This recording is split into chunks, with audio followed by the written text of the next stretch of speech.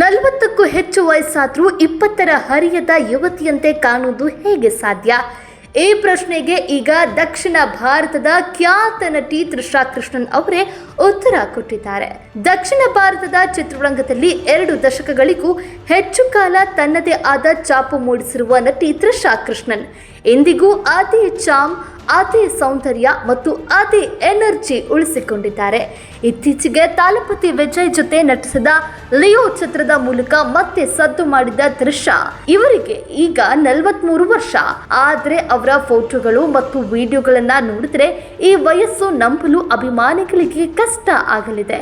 ಹಾಗಾದ್ರೆ ಈ ಯೌವನದ ರಹಸ್ಯ ಏನು? ಇತ್ತೀಚೆಗೆ ತ್ರಿಷಾ ತಮ್ಮ ಇನ್ಸ್ಟಾಗ್ರಾಮ್ ಸ್ಟೋರೀಸ್ನಲ್ಲಿ ಕಠಿಣ ವರ್ಕೌಟ್ ವಿಡಿಯೋಗಳನ್ನು ಹಂಚಿಕೊಂಡಿದ್ರು. ತಮ್ಮ ಫಿಟ್ನೆಸ್ ಸೀಕ್ರೆಟ್ ಅನ್ನ ಬಹಿರಂಗಪಡಿಸಿದ್ದಾರೆ. ಸಾಮಾನ್ಯ ಜಿಮ್ ವರ್ಕೌಟ್ಗಳಿಗಿಂತ ವಿಭಿನ್ನವಾಗಿ ತ್ರಿಷಾ ಪಿಲೇಟ್ಸ್ ವ್ಯಾಯಾಮಕ್ಕೆ ಹೆಚ್ಚಿನ ಮಹತ್ವ ನೀಡುತ್ತಿದ್ದಾರೆ.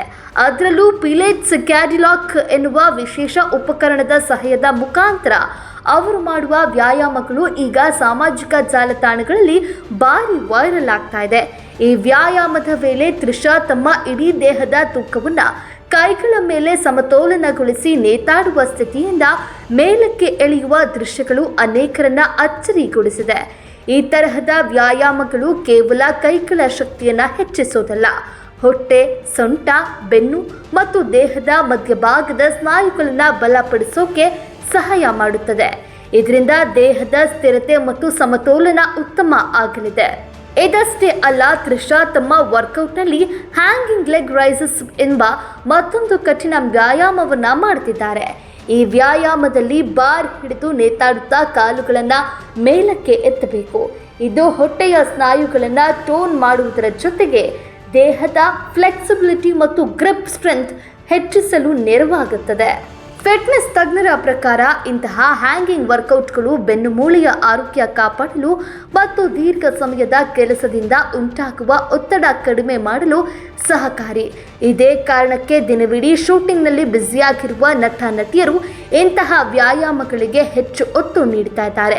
ತ್ರಿಷಾ ಅವರ ಪ್ರಕಾರ ಫಿಟ್ ಆಗಿರುವುದು ಕೇವಲ ಸೌಂದರ್ಯಕ್ಕಾಗಿ ಅಲ್ಲ, ದೈಹಿಕ ಆರೋಗ್ಯದ ಜೊತೆಗೆ ಮಾನಸಿಕ ನೆಮ್ಮದಿಗೂ ನಿಯಮಿತ ವ್ಯಾಯಾಮ ಅಗತ್ಯ.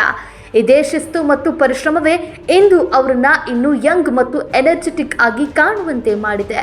ಒಟ್ಟಲ್ಲಿ ವಯಸ್ಸು ಕೇವಲ ಸಂಖ್ಯೆ ಮಾತ್ರ. ಈ ಬಗ್ಗೆ ತ್ರಿಷಾ ಮತ್ತೊಮ್ಮೆ ಸಾಬೀತುಪಡಿಸಿದ್ದಾರೆ.